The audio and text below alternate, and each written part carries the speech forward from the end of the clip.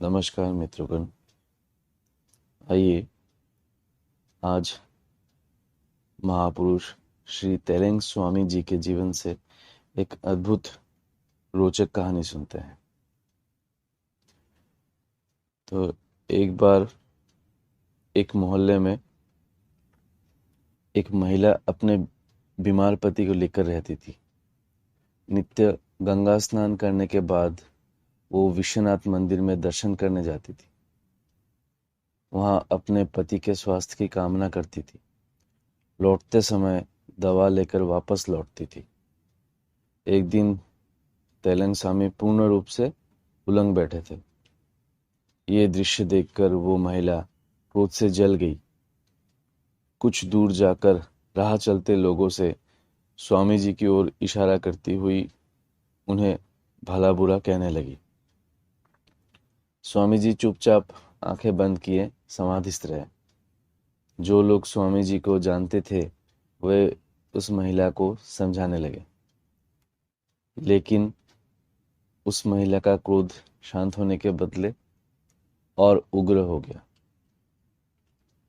इसी रात को उक्त महिला ने स्वप्न में देखा कि स्वयं विश्वनाथ भगवान आंखें लाल किए उसे फटकार रहे हैं। आज तूने मेरे एक साधक का अपमान किया है, अब तेरी कामना पूरी नहीं होगी। तेरा पति कष्ट से मुक्ति नहीं पाएगा। अगर तू अपना भला चाहती है तो उस स्वामी के पास जा और अपने अपराधों के लिए क्षमा मांग, वही तेरा कल्याण करेगा। बाबा विश्वनाथ की बातें सुनकर महिला भय से चीख उठी। उसकी आंखें खुल गई। धीरे धीरे सारी बातें याद आने लगी। उसने अनुमान लगाया कि कल सवेरे जिस सन्यासी को फटकारा था, क्या शंकर भगवान उन्हीं के बारे में कह गए? जरूर उसी साधक के संबंध में कहा गया है। उस दिन स्नान करने के बाद वो शंकित भाव से जाकर स्वामी जी से क्षमा मांगने लगी। बोली, पति के बीमार रहने के कारण आजकल मेरा मिजाज ठीक नहीं रहता।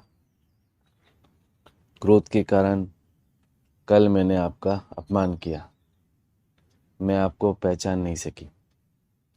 रात को बाबा विश्वनाथ स्वप्न में आकर डांटते रहे।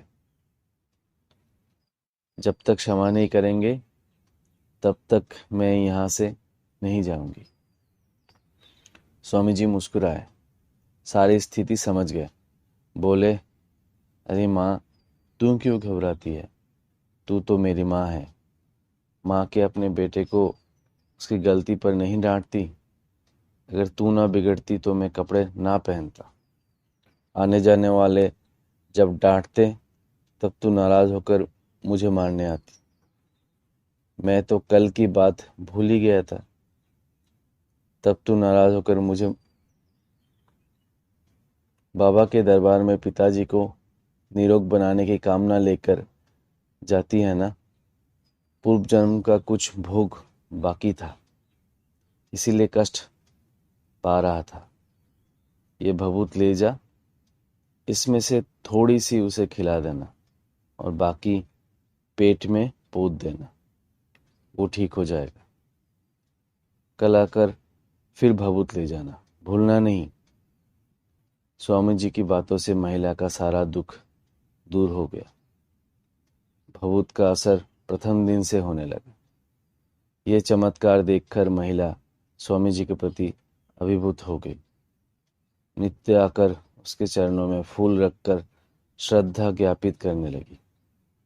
फलस्वरूप अन्ना पंडित लोग भी आने लगे। स्वामी जी सभी को भभूत देते और कहते, तुम्हारे कष्ट में कमी तो जरूर होगी, पर तुम्हें अपने पापों का दंड भोगना होगा। उसमें मैं हस्तक्षेप नहीं कर सकता। इसके लिए तुम्हें ईश्वर के निकट क्षमा मांगते हुए उनकी आराधना करनी होगी। कुछ दिनों के बाद स्वामी जी यहाँ से हटकर दशाश्वमेध घाट पर आकर रहने लगे। नगर का मुख्य घाट होने के कारण यहाँ लोगों का आवागमन अधिक होता था।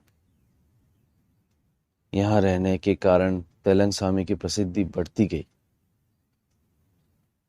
अनेक लोगों का कष्ट तेलंग स्वामी की कृपा से दूर होता गया। रामपुरम मोहल्ले के पंडित शिव प्रसाद मिश्र रहते थे। वे नित्य स्नान करने के लिए दशाश्वमेध घाट जाते थे। तेलंग स्वामी के निकट लोगों की भीड़ देखकर उनके मन में आशा का संचार हुआ। उनका एकमात्र पुत्र काफी दिनों से लकवा रोग से पीड़ित था। एक दिन उसे गोद में लेकर तेलंग स्वामी के पास आए। तेलंग स्वामी के चरणों के पास उसे रखते हुए उन्होंने बताया कि इस लड़के का इलाज काफी जगह करा है। झाड़ फूक टोटका जिसने जो कहा सब किया, पर जरा सा लाभ नहीं हुआ। ये स्वयं कष्ट पा रहा है और हम सबको कष्ट दे रहा है। इसका कष्ट अब हम लोगों से देखा नहीं जा रहा। स्वामी जी, इसे ऐसा आशीर्वाद दीजिए ताकि ये ठीक हो जाए और इसे मुक्ति मिल जाए। इतना कहते कहते मिश्र जी फक कर रो पड़े। करुणामय तेलंग स्वामी ने बालक को नीचे से ऊपर तक कई बार देखा। इसके बाद उसके सिर पर हाथ फेरने के बाद बोले, इस बालक को अब तुम घर ले जाओ। इसका भोगदंड समाप्त हो गया है। कुछ दिन और प्रतीक्षा करो। भगवान इस बालक पर अवश्य कृपा करेंगे। आशा की क्षीण रेखा पाकर मिश्र जी आनंद से विभोर हो उठे। तेलंग स्वामी के चरणों की धूल बच्चे के तथा अपने सिर से लगाने के पश्चात घर चले आए। इस घटना के एक सप्ताह बाद बालक पूर्ण रूप से स्वस्थ हो गया। लेकिन ये घटना तेलंग स्वामी के लिए मुसीबत बन गई। अनेक पीड़ित लोग उनके पास आने लगे। इसी मुसीबत से बचने के लिए उन्होंने मौन व्रत धारण कर लिया। इसके बावजूद पीड़ित अभावग्रस्त लोग आते रहे। आने वाले लोगों में एक व्यक्ति स्वभाव का क्रूर था। जब उसकी इच्छा की पूर्ति नहीं हुई तब उसने तेलंग स्वामी को तड़पा कर मारने की युक्ति निकाली। एक हड़िया में चूने का घोल बनाकर लाया और कहा, स्वामी जी, आपके लिए भैंस का गाढ़ा दूध लाया हूं, कृपया इसे ग्रहण कीजिए। ये व्यक्ति जब कभी स्वामी जी के पास आता तब देखता कि आगंतुक लोग स्वामी जी को काफी भोजन देते हैं। स्वामी जी प्राप्त सभी भोजन को अनायास खा जाते हैं। एक बार एक सेठ ने लगभग आधा मन खाद्य पदार्थ खिलाया था। दूसरी ओर स्वामी जी बिना भोजन के 4-5 दिन तक अनाहार रह जाते थे। इस व्यक्ति का क्या उद्देश्य है स्वामी जी समझ गए। वो व्यक्ति भी पक्का धूर्त था। अपने सामने स्वामी जी को घोल पी जाने के लिए आग्रह करता रहा ताकि इनका मौन भंग हो जाए। पीड़ा से चिल्लाने लगे। स्वामी जी बिना हिचके सारा घोल पी गए। इस व्यक्ति का अंदाजा था कि थोड़ी देर बाद स्वामी जी छटपटाने लगेंगे। थोड़ी देर बाद स्वामी जी अपने स्थान से उठकर एक स्थान पर पेशाब करने लगे। पेशाब के साथ सारा चूना निकल गया। इशारे से उस व्यक्ति को बुलाकर उन्होंने ये दृश्य दिखाया। उस दृश्य को देखते ही भय से उसकी आंखें फटने लगी। बिना कुछ बोले वो तेजी से घर की ओर भाग गया। घर पर आते ही पेट पीड़ा से छटपटाने लगा। उसकी चिंताजनक स्थिति देखकर परिवार के लोग घबरा गए। अचानक इसे क्या हो गया पूछने पर उसने अपने पाप की कहानी सुनाई। परिवार के वृद्ध पुरुष ने कहा, इसे डॉक्टर वैद्य ठीक नहीं कर सकेंगे। इसे तुरंत स्वामी जी के पास ले जाओ। अगर वे क्षमा कर देंगे तो ठीक होगा, वरना संतों के साथ छल करने का पाप भोगेगा। इस सुझाव को मानकर लोग उसे तेलंग स्वामी के पास ले आए।